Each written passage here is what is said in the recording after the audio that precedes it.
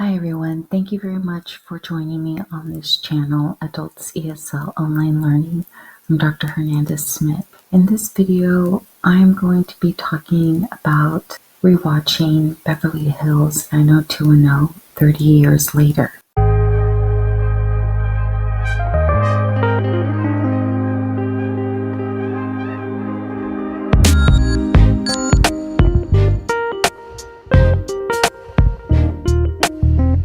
This is me 30 years ago. I was 13, and in this photo, I am going to the New Kids on the Block concert.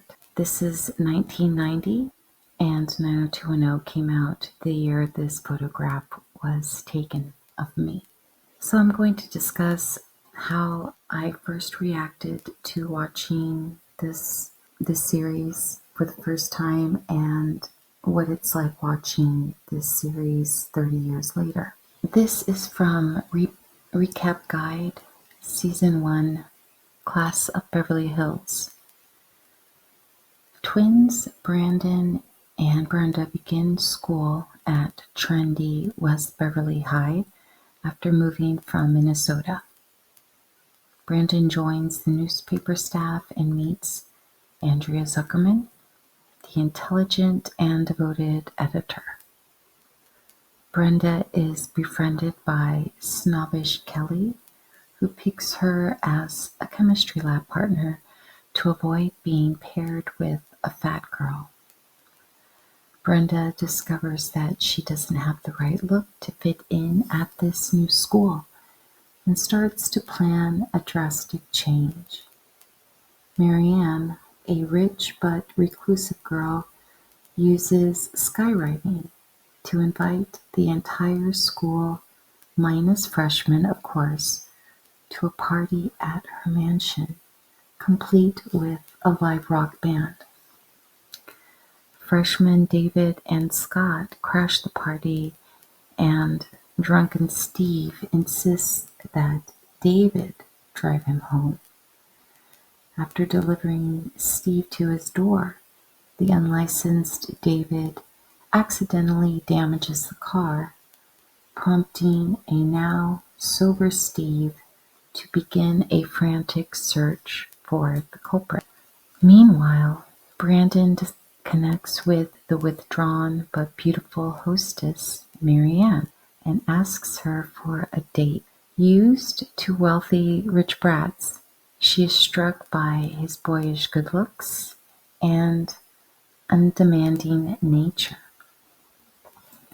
Brandon breaks through her jaded exterior, and they share a loving evening riding her father's motorcycle and hot tubbing under the stars. The romance quickly fades, however, when Brandon accidentally insinuates that they slept together. Rumors fly through the halls of West Beverly like wildfire, and Mariana is devastated that her nice guy was no different than any of the other social climbers that used to gain status. Andrea is disappointed in him too, and gives him the cold shoulder. In a move that shocks the guys and charms the girls, Brandon confesses on the school radio station that he lied about his night with Mariana. His sincere and public apology stuns the jaded girl, and she finally decides to forgive him. Their romance, however, is not meant to be, and they part as friends. Later, he follows Andrea home to explain himself and discovers that she lives out of district. Brandon promises to keep quiet about her residence, but her grandmother is still worried. Also worried, but for different reasons, is Brenda, who is desperately trying to keep up with the wealthy and sophisticated Kelly. When Kelly gets Brenda a fake ID, they head out to a popular hotspot, but only Brenda gains entry to the club. Miffed, Kelly and the other girls split, leaving Brenda to fend for herself in the Hollywood nightlife. There she meets Jason, a gorgeous 20-something lawyer who displays an obvious interest in her. Heady with the excitement of an older man, She lies about her age and becomes romantically involved with him. Her academic performance and her relationship with her family begin to suffer as her efforts to keep up with Jason take all of her time and energy. Encouraged by her new, more sophisticated friends, she even contemplates losing her virginity to him. Ultimately, she decides that she cannot be intimate with Jason, at least not with secrets hovering between them. Naively believing that age is just a number and true love conquers all, she plans to tell Jason the truth over dinner. But when Brenda reveals to him her real age, Jason's true self is revealed as well. His smooth and charming veneer evaporates, leaving only a smug and condescending jerk. "I should sue your father," Jason sneers at Brenda's gasps. And when the waiter comes to refill their wine glasses, he deliberately humiliates Brenda, snitingly telling the waiter to check her ID. He finally calms down as he drives Brenda home, but it's too late. The tears are sliding down Brenda's face as she screams at him that she was planning to give him her virginity. The stunned and sorrowful expression on Jason's face do not assuage Brenda's fury, and she slams the door on him before racing up the walk to her house. Meanwhile, David spends an entire day at school dodging Steve, who is furious over his ruined Corvette. Steve, whose memory is still hazy, passes out flyers offering a reward for the culprit's capture. When David realizes that Steve does not remember him, he breathes easier until he realizes that Scott's hat was left in the vet. While retrieving the hat, the car alarm sounds. Steve races to the scene, catching the terrified and cowering freshman. He finally recalls the night, and David swears he will have it repaired. Steve drops it, and all is well in Beverly Hills. These are photographs or stills from Recap Guide, what I just read. And here is a photo of Brandon apologizing to Mariana. This is when the twins are talking to their principal to get their schedules, and we learn that they're very smart. Here they are walking in the halls. This is when Kelly befriends Brenda and asks her to sit with her for the chemistry class. Here she is getting ready for her date. This is the party at Marianne's house, and Brenda getting into the car with Kelly and her friends. There's Marianne.